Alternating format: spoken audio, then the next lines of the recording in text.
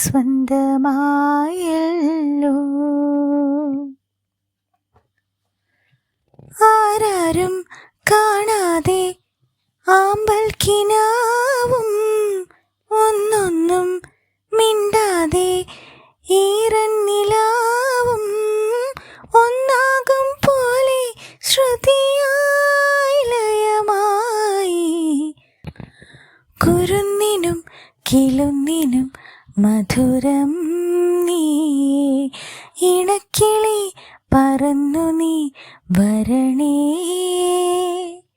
നനച്ചതും കൊതിച്ചതും പതിവായെന്നിൽ നിറയ്ക്കണേ, വിളമ്പി നീ തരണേ.